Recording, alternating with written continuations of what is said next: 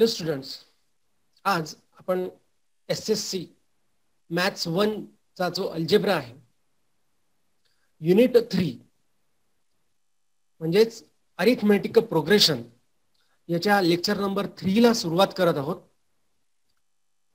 या लेक्चर मध्ये आपण बघणार आहोत nth term of an AP आणि सुरुवातीला आपण काही घेऊयात प्रॅक्टिस सेट 3.2 चे काही एक्झाम्पल्स. या पूर्वीच्या लेक्चर मध्ये आपण बघितलं होतं सिक्वेन्स म्हणजे काय, त्यानंतर अरिथमेटिक प्रोग्रेशनची डेफिनेशन बघितली होती, यानंतर प्रॅक्टिस सेट 3.1 आपला कव्हर झालेला होता. आणि आता यावेळेस आपल्याला बघायचं की nth टर्म ऑफ AP हा काय आहे, कसा आहे. तर आता आपण सुरुवात करूया लेक्चर नंबर 3 ला. यापूर्वी जे काही लेक्चर झालेले आहेत ती मी आपल्या डिस्क्रिप्शन बॉक्स मध्ये त्याची लिंक शेअर करतो आहे. ज्यांनी कोणी ते बघितले नसतील त्यांनी ते बघावेत, म्हणजे जेणेकरून तुम्हाला थर्ड लेक्चर मध्ये काही डाऊट येणार नाही.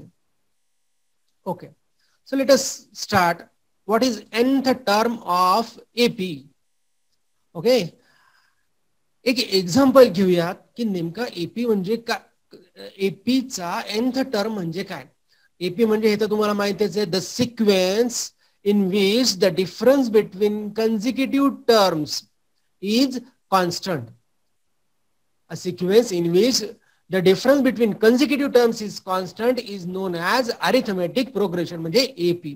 आता या इथे तुमच्या समोर दिसत आहे की या एक सिक्वेन्स दिलेला आहे 5, 8, 11 आणि 14 अशा प्रकारचा एक सिक्वेन्स आहे. तो AP आहे की नाही तेवढं आपल्याला पाहावं लागेल.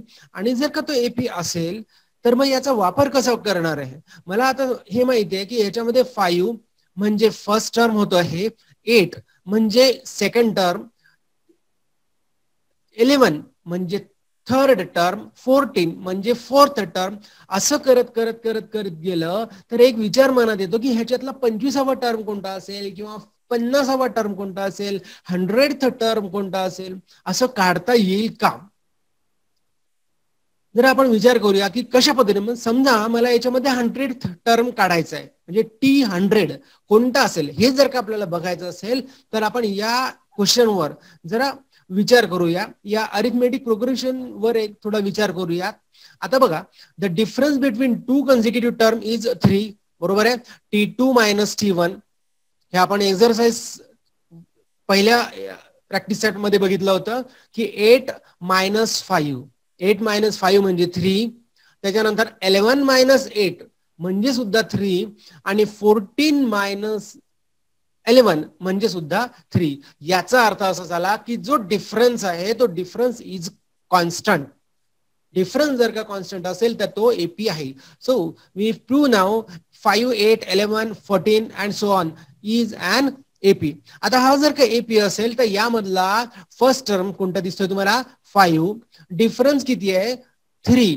3 जर का प्रत्येक टर्मला मी ऍड केला तर त्याच्यानंतर तुम्हाला येतो आहे सेकंड टर्म, त्यामध्ये परत 3 ऍड केला, सेकंड थर्ड टर्म परत 3 ऍड केला, fourth term and so on. असं जर का आपण करत करत गेलं तर आपल्याला जर का 100th टर्म काढायचा असेल तर कशा प्रकारे काढला जाईल. यामध्ये फर्स्ट टर्म आहे 5, त्याच्यामध्ये 3 ऍड केला 8, 8 मध्ये पुन्हा 3 ऍड केला 11, असं करत करत आपण जाणार आहोत. जर आता APचं आपण पहिल्या चॅप्टर मध्ये, पहिल्या लेक्चर मध्ये आपण बघितलेलं होतं की हा जो AP आहे, AP चे जे का टर्म्स असतील की T1, T2, T3 तर ते कसे डिफाइन करायचे. T1 म्हणजेच कोणता, पहिला टर्म. आता या पहिल्या टर्म मध्ये डिफरन्सला ऍड करायचा म्हणजे T2 is equal to T1 plus D. T2 is equal to T1 plus D म्हणजेच T1 मीन्स A, म्हणजे T2 काय आहे तर A प्लस D. लक्षात घ्या, या इथे हा जो T2 आहे या T2 ला A प्लस D म्हणजेच D च्या ऐवजी 2 - 1 इंटू D लिहिता येईल. A is equal to 2 - 1 into D. नाव T3 is equal to, T3 म्हणजे आधीच्या टर्म मध्ये डिफरन्स ऍड करायचा आहे. म्हणजे आधीचा टर्म कोणता, तर तो आहे T2. या T2 मध्ये ऍड करतोय मी पुन्हा आधीचा डिफरन्स, म्हणजे T2. हा, हे पहा या इथे T2 हे आहे इथे दिसते तुम्हाला A plus D, A plus D plus D म्हणजेच A प्लस 2D. या A प्लस 2D ला 2 च्या ऐवजी मी 3 - 1 लिहू शकतो. का बरं, कारण की इथे जर का 3 आहे तर इकडे येणार आहे त्याच्यापेक्षा एक कमी केलेला, म्हणून मी इथे लिहितोय की 3 - 1. Similarly T4 is equal to T3, आधीच्या टर्म मध्ये डिफरन्स ऍड केलेला दिसेल तुम्हाला, म्हणजेच T3 काय आहे तर A plus 2D. T3 is equal to A plus 2D आणि प्लस हा D म्हणजेच A प्लस 3D. थोडक्यात काय, इथे जर का T4 आहे तर डिफरन्स मध्ये काय दिसतोय त्याच्यामधून एक मायनस, म्हणजेच T4 म्हणजेच 4 - 1. देअरफॉर असं जर का आपण पुढे करत गेलो, लिहित गेलो तर nth टर्म कसा होईल बघा. जर nth टर्म हा असा लिहिलाय मी, हा इथे जर का Tn टर्म घेतला तर पुन्हा तेच आहे A प्लस, हे बघा इथे 4 आहे तर इकडे 3 येतोय, इथे 3 आहे तर इथे 2 येतोय. सिमिलरली इथे जर का n असेल तर या इथे आपल्याला लिहायला पाहिजे n-1 आणि जो कोणता डिफरन्स असेल तो डिफरन्स ऍज इट इज. म्हणजेच थोडक्यात आपण हा फॉर्म्युला तयार करू शकतो की Tn is equal to A plus n-1 into D. Okay, आपण स्टार्ट करूया, बघूयात पुढे काय होतंय. तर आपण हे अशाच प्रकारे जर का केलं तर आताच सांगितल्याप्रमाणे Tn is equal to A plus n-1 into D. हा झाला जनरल फॉर्म, याला जनरल फॉर्म ऑफ एपी असं सुद्धा म्हटलं जात असतं. पुन्हा एकदा सांगतो की Tn is equal to A plus n-1 into D. म्हणजे nth टर्म जर का आपल्याला फाइंड करायचा असेल तर या चॅप्टरचा पहिला फॉर्म्युला म्हणता येईल तुम्हाला, याला जनरल फॉर्म ऑफ एपी सुद्धा म्हटलं जाते आणि तो आहे Tn is equal to A plus n-1 into D. आता आपण काय करूयात, जो पहिला एक्झाम्पल घेतलेलं होतं कुठला एपी 5, 8, 11, 14. आता याच्यातलं मला 100th टर्म काढायचा आहे, तो कशा पद्धतीने काढता येईल तर तुमच्या लक्षात आलंच असेल की A म्हणजेच 5, डिफरन्स म्हणजे 3 आणि n म्हणजेच 100. ओके, म्हणून मग मी अशा इथे लिहिलं की आता या Tn मध्ये Tn is equal to formula लिहिला आपण, Tn is equal to A plus n-1 into D. याच्यामध्ये A म्हणजे काय, A म्हणजे 5, n म्हणजेच 100, 100 - 1 into D. D is equal to 3. D is equal to 3. आता व्हॅल्यू पुट केल्यानंतर आता अतिशय सोपं आहे, आपण 100 टर्म आरामात काढू शकतो. Next step, T100 is equal to 5 plus 100 - 1 म्हणजेच 99 इंटू 3. पुढच्या स्टेप मध्ये therefore T100 is equal to 99 into 3 ला मल्टिप्लाय केलं तर 297 आणि 5 ऍज इट इज, म्हणजेच T100 इज इक्वल टू 302. अशा प्रकारे आपण nth टर्म दिलेल्या एपीचा nth टर्म आपण फाइंड करू शकतो. आता हे झालं आपलं, म्हणजे याच्यावरून एक लक्षात आलं की हा जो जनरल फॉर्म आहे Tn is equal to A plus n-1 into D, याचाच आता आपल्याला वापर करायचा आहे आणि याच्या आधारे आपण एक्झरसाइज म्हणजेच प्रॅक्टिस सेट 3.2 ला आपण सुरुवात करूया. ठीक आहे, ओके. तर पहिलं एक्झाम्पल बघा इथे प्रॅक्टिस सेट 3.2 च पहिला क्वेश्चन असा तुमच्या डोळ्यासमोर दिसतो आहे.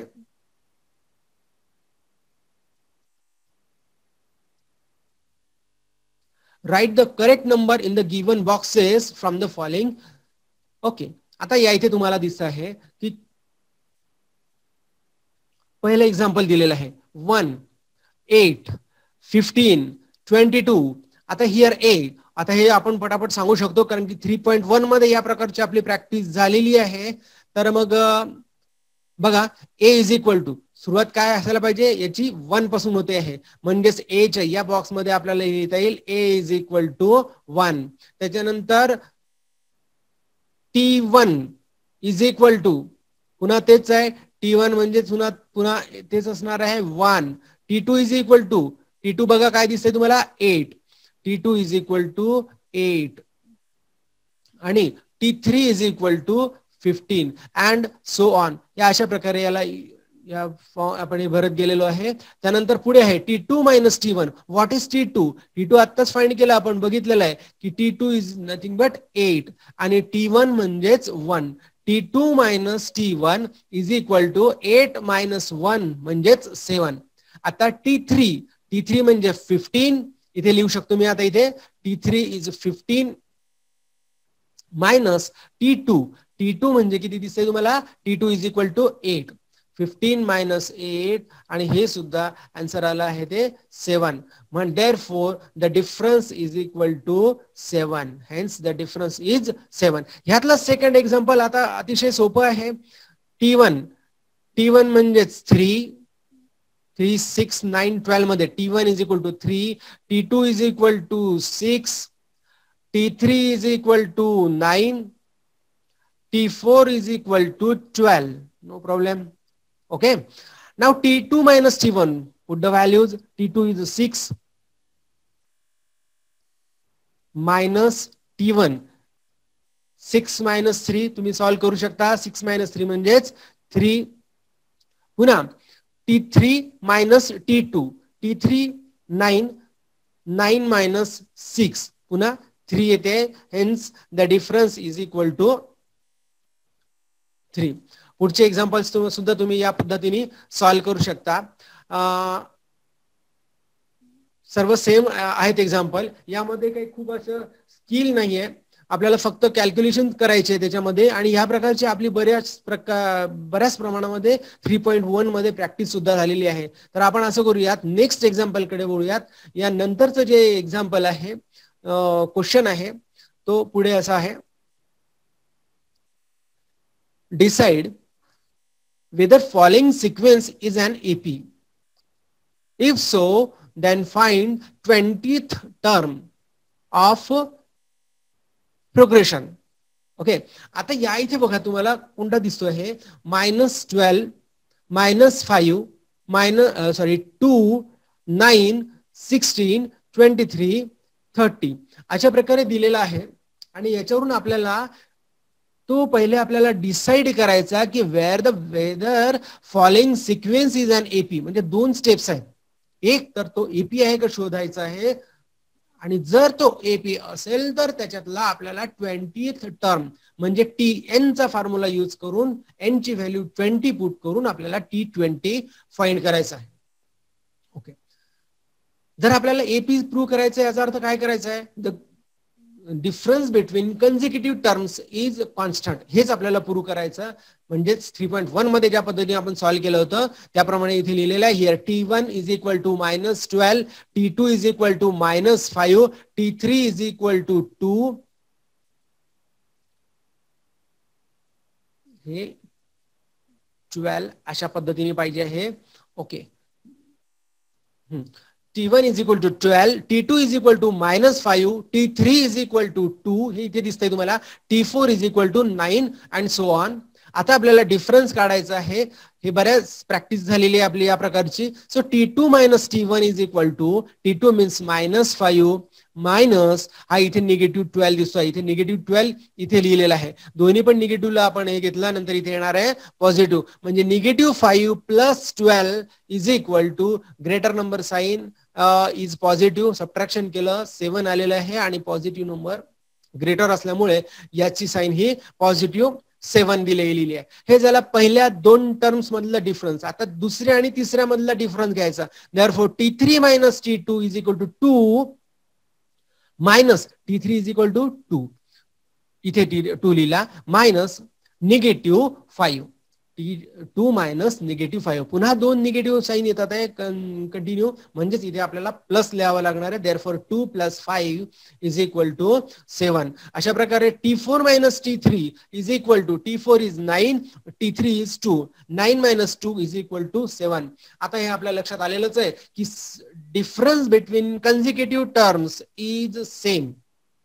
right? And it is 7, which is constant. Therefore, the given sequence is an AP. आपल्याला जे प्रश्नामध्ये विचारलं होतं की decide whether the following sequence is an AP. So yes, it is an AP. हा झाला आपला फर्स्ट पार्ट. सेकंडली, आता आपल्याला प्रूव्ह करायचं आहे, आपल्याला फाइंड करायचं. If so then find 20th term. आता यानंतर आपल्याला 20th टर्म यातलं आपल्याला फाइंड करायचं आहे.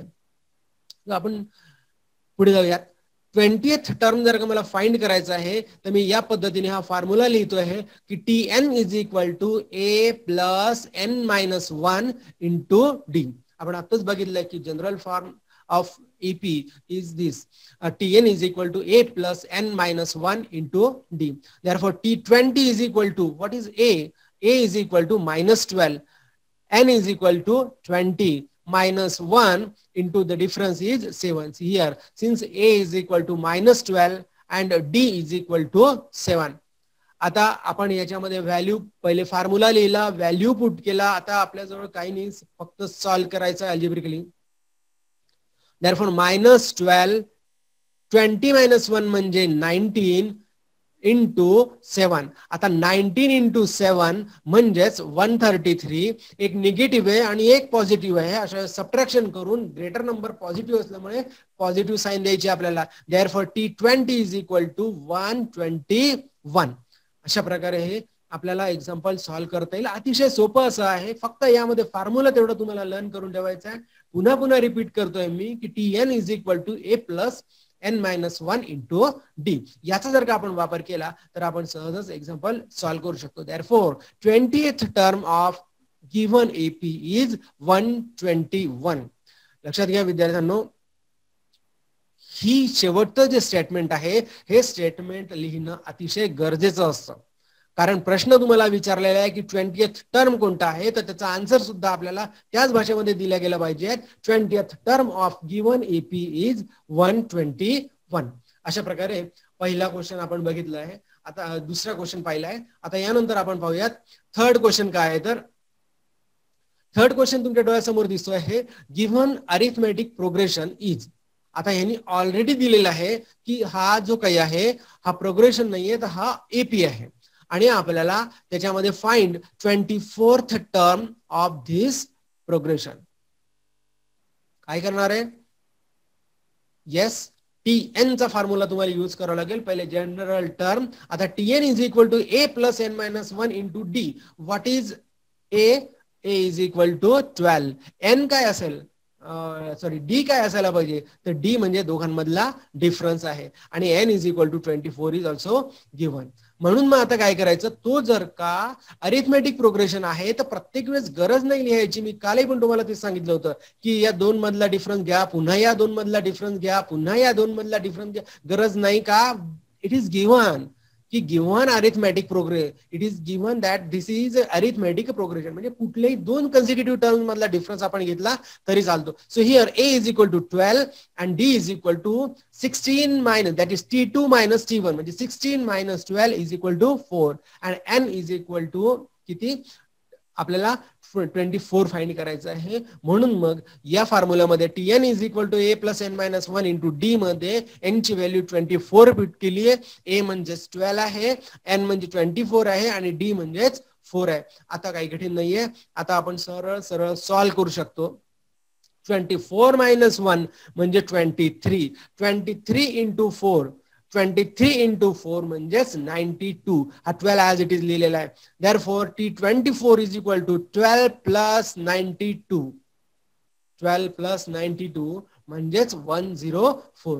अशा प्रकारे 24th term is 24th term of AP is 104. हे पूर्ण वाक्यामध्ये मी पुन्हा इथे लिहिलेलं दिसते तुम्हाला. Therefore, 24th term of given AP is 104.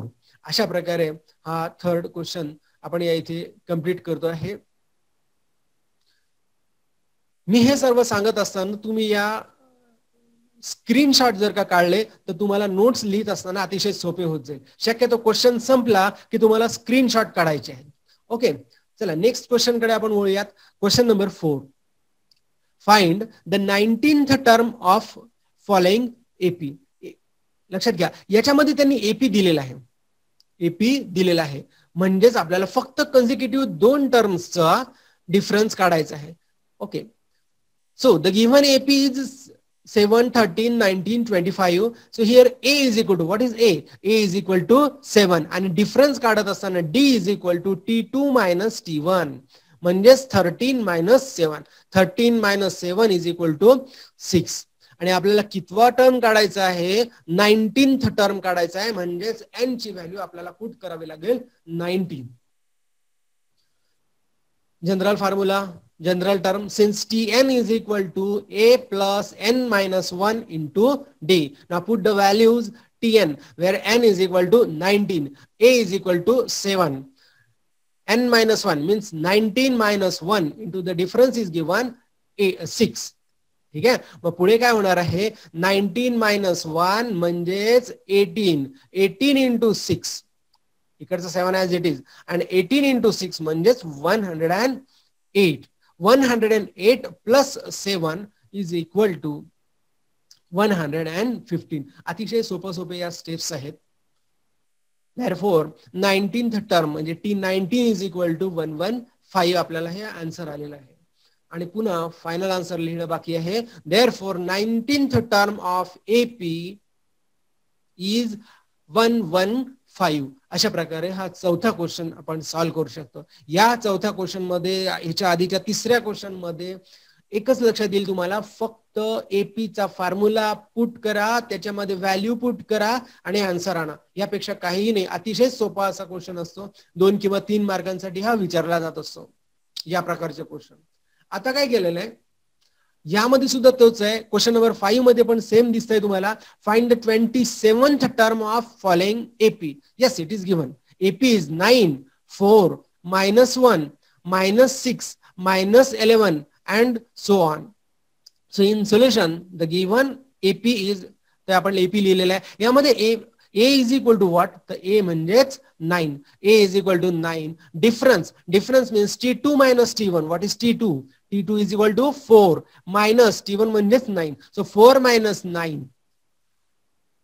-9, greater number 9 आहे, म्हणजे मायनस आन्सर यायला पाहिजे. येणारा आन्सर म्हणजे सबट्रॅक्शन केल्यानंतर 4 आणि 9 मधला डिफरन्स 5 आहे, but greater number sign is negative, म्हणून इथे मी लिहितो आहे -5. 27th टर्म आपल्याला फाइंड करायचा आहे. therefore n is equal to 27. therefore n is equal to 27.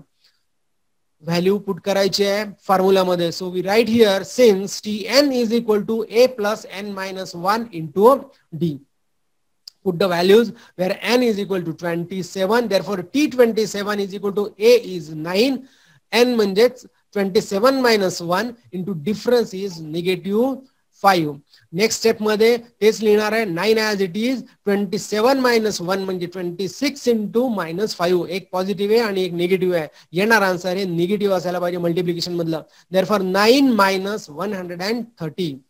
9 minus 130. 9 is positive while 130 is negative. म्हणजे सबट्रॅक्शन केलं 121 येत आहे आणि ग्रेटर नंबरची साइन अप्लाय करण्यासाठी मी निगेटिव्ह साइन अप्लाय करणार, कारण की 130 म्हणजे ग्रेटर नंबरची साइन ही निगेटिव्ह आहे. therefore T27 is equal to -127. आणि लास्टला फायनल आन्सर आपल्याला लिहिणं गरजेचं असतं.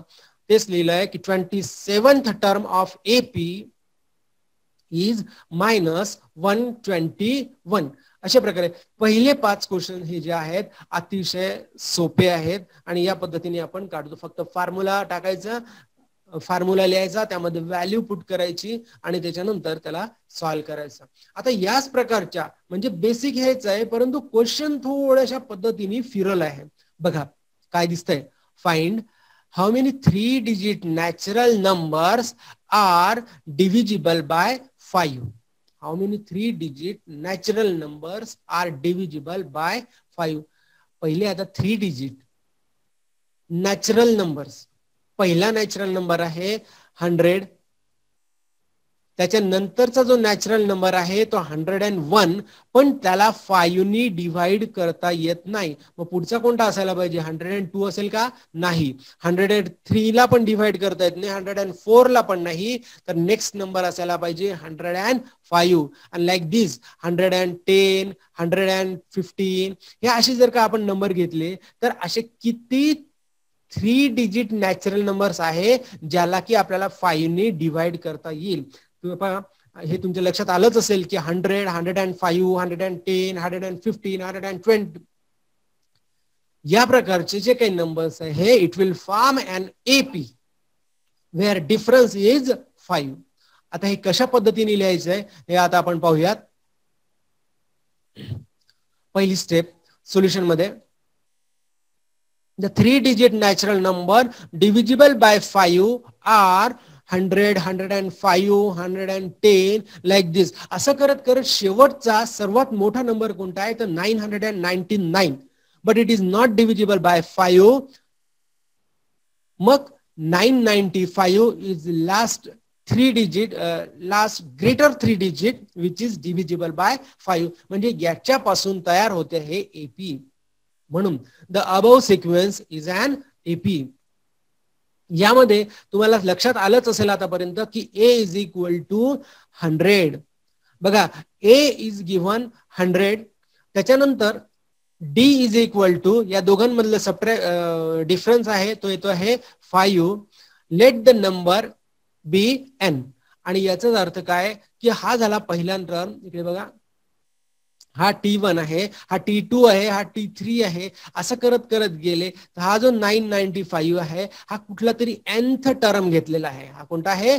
nth term. Therefore we can write here की Tn इज इक्वल टू 995. 995. अशा प्रकारे आता बघा या क्वेश्चन मध्ये आपल्याला ए माहिती आहे, डी माहिती आहे, Tn पण माहिती आहे, पण आता आपल्याला फाइंड करायचं आहे की किती नंबर्स आहेत ज्याला की 5 ने डिवाइड. म्हणजे we have to find n. We have to find n. बघा आता काय होतंय तर फॉर्म्युला तर तोच राहणार आहे. Since Tn is equal to a plus n minus 1 into d. Value put करू. Tn is given, Tn is equal to 995 is equal to a. Value of a is equal to 100 म्हणून इथे 100 लिहिलं. यामध्ये N चीच value आपल्याला find करायची आहे म्हणून n minus 1 as it is and the difference is given 5. Next step मध्ये जर का आता या फॉर्म्युलामध्ये आपण व्हॅल्यू पुट केलेल्या आहेत, आता फक्त आन्सर काढायचं बाकी आहे. म्हणजेच या 100 ला या याच्यामध्ये पुढच्या स्टेप मध्ये या 100 ला आपण इकडे शिफ्ट करू. मुलं पहिले चुका काय करतील तर या 5 ला इकडे डिव्हाइड करतात. नाही, या इथे सुरुवातीला प्लस साइन आहे म्हणजेच पहिले याला इकडे इथे 2 टर्म्स दिसतात तुम्हाला. हा पहिला टर्म दिसतोय या इथे,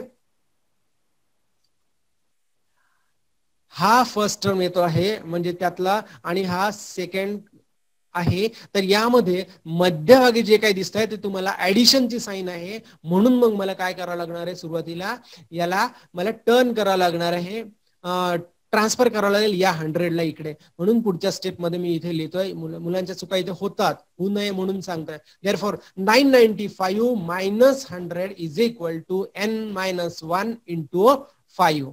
ओके. आणि पुढच्या स्टेप मध्ये यांचं सबट्रॅक्शन केल्यानंतर 895 into n minus 1 into 5.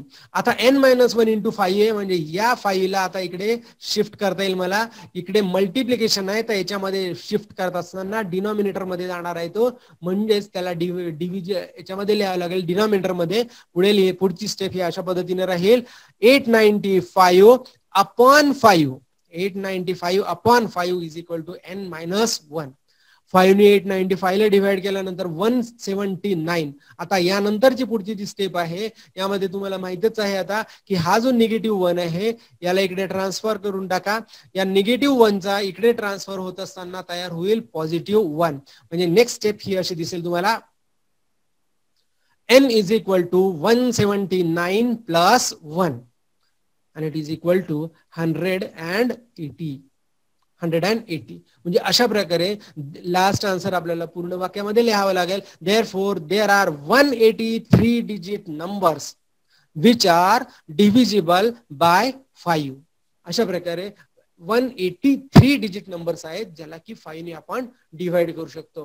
Question तुमच्या आता लक्षात आला असेल की यामध्ये काय विचारलेलं होतं. बाकी सर्व दिलं होतं. nth टर्म दिलेला होता म्हणजे tn दिलेलं होतं, a दिलेलं होतं म्हणजे आपल्याला लिहावं लागलं आणि डिफरन्स डिव्हिजिबल बाय 5 आहे म्हटल्यानंतर डिफरन्स हा 5चा असणार आहे. तेच याच्याऐवजी जर का क्वेश्चन बदलून विचारला असता की how many 3 digits are the numbers are divisible by 6, तर यामध्ये ईपी बदललं असतं, यातला ए हा चेंज झाला असता आणि डी हा किती आला असता 6 आला असता आणि त्याच्यानुसार ए आणि tn आपण फाइंड करू शकलो असतो. अशा प्रकारे हा क्वेश्चन नंबर 6 झालाय. नेक्स्ट क्वेश्चन कडे आता वळूयात आपण. Question number 7. आता बघा याची पातळी थोडी अजून चेंज केलेली दिसते आहे क्वेश्चनची. The 11th term and 21st term of an AP are 16 म्हणजे T11 is equal to 16 आहे आणि T21 is equal to 29 आहे. एवढं जर का असेल तर आपल्याला फाइंड करायचं आहे 41th term. So we have to find 41st term आपल्याला फाइंड करायचा या एपीचा. ठीक आहे, याला सॉल्व्ह करायला सुरुवात करू. पहिले जे गिवन आहे तिथून आपल्याला स्टार्ट करावं लागेल. So for an AP let a be the first term, D be the common difference. Okay, so T11, so here see here 11th term is 16 म्हणजेच काय दिलेलं आहे की T11 is equal to 16 and T21 is equal to 29. आता Tn हा माहितच आहे आपल्याला formula. Tn is equal to a plus n minus 1 into d. T11 आहे म्हणजे n ची व्हॅल्यू जर का मी इथे 11 पुट केली, so T11 is equal to a plus 11 minus 1 into d. 11 minus 1 म्हणजेच 10. Okay, 11 minus 1 is equal to 10. तर अशा प्रकारे पहिला मला इक्वेशन मिळत आहे. काळजीपूर्वक लक्ष द्या. या इथं a plus 10d is equal to 16. So this is linear equation in two variables where the variables are a and d. a plus 10d is equal to 16. Also आता पुन्हा या फॉर्म्युल्यामध्ये Tn is equal to a plus n minus 1 into d. या फॉर्म्युल्यामध्ये n ची value put करतोय मी किती 21. ही value put करतोय 21. Therefore T21 is equal to a plus n minus 1 म्हणजे 21 minus 1 into d. Therefore 21st term is given, it is 29. Therefore 29 is equal to a plus 20d. म्हणजेच a plus 20d is equal to 29. हे सुद्धा equation मिळालं. So now we get from equation 1 and 2 both are linear equation in two variables and now we can solve linear equation in two variable. आता यामध्ये बघा equation 1 आणि equation 2 मध्ये जर का विचार केला तर दोन्हीचा a चा जो कोएफिशियंट आहे, दोन्हीचा a चा कोएफिशियंट हा 1 आहे. म्हणजे आपल्याला सुरुवातीला ए ला निग्लेक्ट करायला आपल्याला हे अतिशय सोपं होऊन जाईल. म्हणून मग काय केलं, subtracting equation 1 from equation 2. Subtracting equation 1 from equation 2. So will get, या इथे अशा प्रकारे मी सबट्रॅक्ट करतो आहे की पहिला इक्वेशन या इथे a plus 20, सेकंड इक्वेशन लिहिलं a plus 20d is equal to 29, a plus 20d is equal to 29 आणि त्याच्यातून या इथे पुढे लिहित असताना a plus 10d is equal to 16. लक्षात घ्या आपल्याला सबट्रॅक्ट करायचा आहे. सबट्रॅक्ट करायचं आहे म्हटल्यानंतर यांच्यातली साइन चेंज होईल. या प्लस a च्या ऐवजी इथे तयार होणार आहे मायनस, प्लस 10 च्या ऐवजी इथे साइन होते आहे मायनस, निगेटिव्ह 10 आणि या 16 च्या ऐवजी येणारा आन्सर आहे हे सुद्धा निगेटिव्ह. म्हणजे थोडक्यात आपण साइन त्यांच्या opposite. Now plus a minus a will get cancel आणि 20 मायनस 10 म्हणजेच 10 into d. 10d is equal to 29 मधून 16 ला मायनस केलं तर येणारा आन्सर आहे 13. Therefore आता या 10 ला पुढच्या स्टेप मध्ये या इकडे शिफ्ट करायचं. 10 into d आहे, मल्टिप्लाय बाय d आहे तर त्याचा आपल्याला डिवाइड बाय करावा लागणार आहे. Therefore d is equal to 13/10. अशा प्रकारे आपण डिफरन्स काढलाय. आता हाच डिफरन्स कुठल्याही एका इक्वेशन मध्ये पुट केला. Now subtracting D is equal to 13/10 in equation 1. So we will get that a plus 10 d ची व्हॅल्यू ही इथे दिसते आहे. d ची व्हॅल्यू 13/10 इज इक्वल टू 16. आता पुन्हा या इथे 10 ला 10 कॅन्सल केला. हा न्यूमरेटरचा 10 हा डिनॉमिनेटरचा 10 कॅन्सल केल्यानंतर पुढचं जे येणारा हे आहे सेंटेन्स आहे इक्वेशन आहे ते असायला पाहिजे a plus 13 is equal to 16. a plus 13 is equal to 16. पुढच्या स्टेप मध्ये या 13 ला इकडे शिफ्ट करतोय हे +13 च्या ऐवजी -13 ते तिथे येईल. Therefore a is equal to 16 - 13 and it is equal to 3.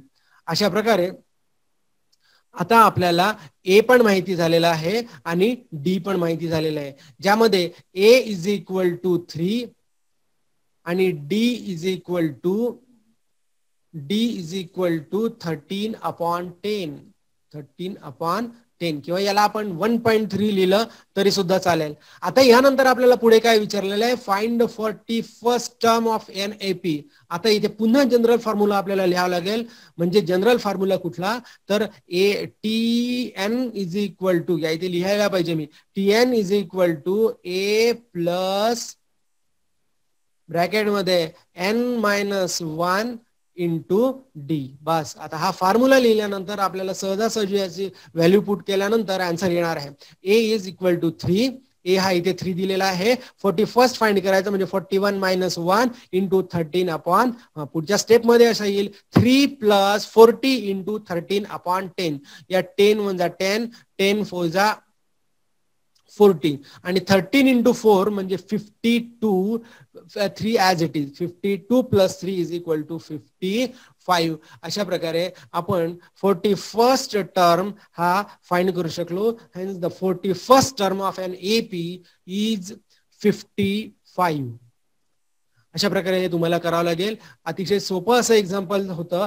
फक्त एवढंच की यामध्ये पहिले तुम्हाला लिनियर इक्वेशन इन 2 व्हेरिएबल तयार करावं लागले, ते सॉल्व्ह करावं लागले. ए आणि डी ची व्हॅल्यू आली आणि जी की आपल्याला 41 मध्ये म्हणजे n is equal to 41 put करून जनरल फॉर्म्युल्यामध्ये व्हॅल्यू पुट केल्या ए आणि डी च्या आणि आपल्याला याचा आन्सर आला आहे. आपण आता पुढे जाऊयात. नेक्स्ट क्वेश्चन कडे वळायचं आहे, 8व्या क्वेश्चन कडे.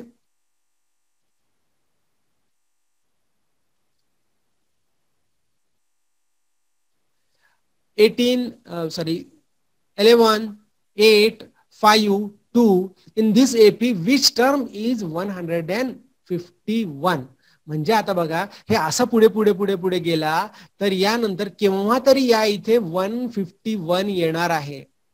151 हा येणार आहे. तर याचा अर्थ काय आहे की हा कितव्या नंबरचा टर्म आहे, हा कितव्या नंबरचा टर्म आहे. म्हणजे आधीचा जो क्वेश्चन 7 होता सेम त्याच प्रकारचा हा सुद्धा क्वेश्चन दिलेला आहे. आपण थोडक्यात पाहूयात. म्हणजे आता यामध्ये थोडक्यात काय, तर हा जो nth टर्म आहे म्हणजे TN is given. Okay, TN is equal to 151, A is equal to 11 and the difference is, हा डिफरन्स काढला मी इथे, डिफरन्स इज इक्वल टू 2 - 3 म्हणजेच तो इथे -3. याच्यामध्ये व्हॅल्यू पुट केली. TN is equal to A plus N-1 into d. TN is equal to -151 is equal to 11 plus N-1 into -3. Simple आहे. -3 नी प्रत्येक टर्मला मल्टिप्लाय करायचं. आता या पुढच्या याच्यामध्ये 11 as it is, -3 into n म्हणजे -3n प्लस का बरं, कारण की निगेटिव्ह इंटू निगेटिव्ह म्हणजे इथे पॉझिटिव्ह येतो आहे. आता 11 + 3 म्हणजेच 14 इथे दिसत आहे -3n. पुढे या 14 ला तिकडे शिफ्ट करतोय मी -14 साठी, म्हणजेच -51 - 14 इज इक्वल टू -165. आणि आता या नंतरच्या स्टेप मध्ये या -3 ला इकडे शिफ्ट करतो. मला n ची व्हॅल्यू फाइंड करायची आहे, म्हणजे पुढची स्टेप यायला पाहिजे -165 upon -3. Right, So 165 upon minus 165 upon minus 3 is equal to 55. अशा प्रकारे -151 हा इथे -151 पाहिजे होता. अशा प्रकारे -151 हा कितव्या नंबरचा टर्म आहे, तर तो 55th टर्म आहे. म्हणजे ज्या प्रकारचं 7th एक्झाम्पल होतं त्याच प्रकारे हे 8th एक्झाम्पल सुद्धा अशाच प्रकारचं होतं. नेक्स्ट क्वेश्चन कडे आता आपण वळूयात. In the natural numbers from 1 to 250, how many are divisible by 4? Same 7वा क्वेश्चन, 8वा क्वेश्चन आणि 9वा क्वेश्चन हे सगळेचे सर्व सेम आहे. आता हे थोडक्यात बघतोय 1-2 मिनिटांमध्ये. List of natural number which are divisible bye 4 is. आता याच्यामध्ये किती सांगितलेलं आहे, 10 पासून तर 10 पासून तर 250 पर्यंत पाहिजे मला. 10 ला डिवाइड करता येत नाही, 11 ला डिवाइड करता येत नाही, म्हणजे 12 ला डिवाइड करता येतं. म्हणजे 12, 16, 20 असं करत करत शेवटचा टर्म कोणता, तर 248. त्याच्यानंतर म्हणजे आता यामध्ये n ची व्हॅल्यू दिलेली आहे. tn is equal to 248, a is equal to 12 आणि d is equal to 4. Simple आहे. याच्यामध्ये व्हॅल्यू पुट करत गेलोय आपण. 248 is equal to 12 minus 12 plus n minus 1 into difference is given 4. 4 नी प्रत्येक टर्मला मल्टिप्लाय केलं आणि या 12 ला पुढच्या याच्यामध्ये शिफ्ट केलं. कशाला, त्यापेक्षा 12 मायनस 4 इज इक्वल टू 8 आणि या 8 ला आता यानंतर आपण शिफ्ट केलं इकडच्या साईडला प्लसच्या ऐवजी -8 येईल. म्हणजेच 4n is equal to 248 minus 8 hence 4n is equal to 240 and n is equal to 240 upon 4 म्हणजेच n is equal to 20. Therefore there are 60 natural numbers from 10 to 250 which are divisible by 4. अशा प्रकारे हे example आहे. मी तुम्हाला तेव्हाही सांगितलं होतं यामध्ये कदाचित क्वेश्चन थोड्या वेगळ्या पद्धतीने विचारला जाऊ शकतो, परंतु स्टेप्स मात्र या सगळ्या सारख्याच आहेत. पुढच्या क्वेश्चनवर आपण वळणार आहोत. लास्ट क्वेश्चन आहे. In an AP 17th term is 7 more than 10th term. लक्षात घ्या, 17 टर्म म्हणजेच काय, आपल्याला डी ची व्हॅल्यू फाइंड करायची. आपल्याला फक्त डिफरन्स काढायचा आहे. कोणता कशा प्रकारची एपीआय वगैरे हे आपण नंतर बघूयात, म्हणजे आवश्यकता तर नाहीये. जर असं दिलेलं आहे in an AP 17th term is 7 more than 10th term म्हणजेच T17 is equal to T10 plus 7. T10 मध्ये T10 पेक्षाही 7 मोर आहे. म्हणजेच अशा प्रकारे मी इथे लिहितो आहे की according to the given condition T17 is equal to, हीच एक महत्वाची स्टेप आहे या क्वेश्चन मधली, की this is given T17 is equal to T10 plus 7. मग यामध्ये मी पुन्हा जनरल फॉर्म्युला लिहू शकतो. पुढची स्टेप मी या पद्धतीने लिहू शकतो, a plus n minus 1 into d. So here a plus n minus 1 n is equal to 17 minus 1 into d is equal to T10 a plus n minus 1 n is equal to 10 again 10 minus 1 into d plus 7. अशा प्रकारे आता याला solve करणं काही कठीण नाहीये. इकडे पण a आहे आणि इकडे पण a आहे, दोन्हीकडचा a कॅन्सल करू शकतो मी. म्हणजे पुढच्या स्टेप मध्ये मी या पद्धतीने याला कॅन्सल करू शकतो. a ला इकडचा a कट करून टाकू आणि या 9 ला इकडे शिफ्ट करून टाकू. आपल्याला फक्त डिफरन्स काढायचे, लक्षात घ्या. म्हणजे फक्त d ची व्हॅल्यू काढायची आहे. योगायोगाने काय झालेलं आहे, a तर कॅन्सल झालेला आहे आणि फक्त आपल्याला इक्वेशन इन वन व्हेरिएबल दिसतंय समोर आणि त्याला फक्त आता सॉल्व्ह करत जायचं आहे. ठीक आहे, पुढची स्टेप ही अशा प्रकारे लिहिता येईल आपल्याला की a प्लस 16 डे, हे a ला a कट करून टाकलेलं आहे. देअरफॉर 7d, कारण या स्टेप नंतर तुम्ही डायरेक्ट ही जरी लिहिली की 7d इज इक्वल टू 7 आणि d is equal to 7 upon 7 म्हणजे difference is equal to 1. Hence the common difference is 1.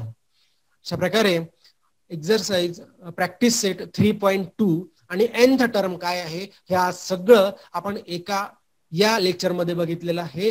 पुढच्या लेक्चर मध्ये आपल्याला बघायचं आहे की सम ऑफ nth टर्म म्हणजे ही कन्सेप्ट काय आहे आणि कशा पद्धतीने काढला जातो सम ऑफ nth टर्म. याची तुम्ही चांगली प्रॅक्टिस करा. आणि याच्या आधीचे पुन्हा एकदा सांगतो, या पूर्वीचे जे लेक्चर आहेत ते डिस्क्रिप्शन बॉक्स मध्ये मी टाकलेले आहेत कॉपी, आणि ते सुद्धा तुम्ही बघू शकता. जर काही लक्षात आलेलं नसेल, हा कन्सेप्ट लक्षात आला नसेल तर आधीचे पण. आणि प्रत्येक एक्झाम्पल झाल्यानंतर स्क्रीनशॉट काढा, जेणेकरून तुम्हाला नोट्स लिहित असताना अतिशय सोपं जाईल. ठीक आहे, आजच्या पिरियडसाठी आज आपण आता इथेच येऊया. इथे स्टॉप करूयात आपण.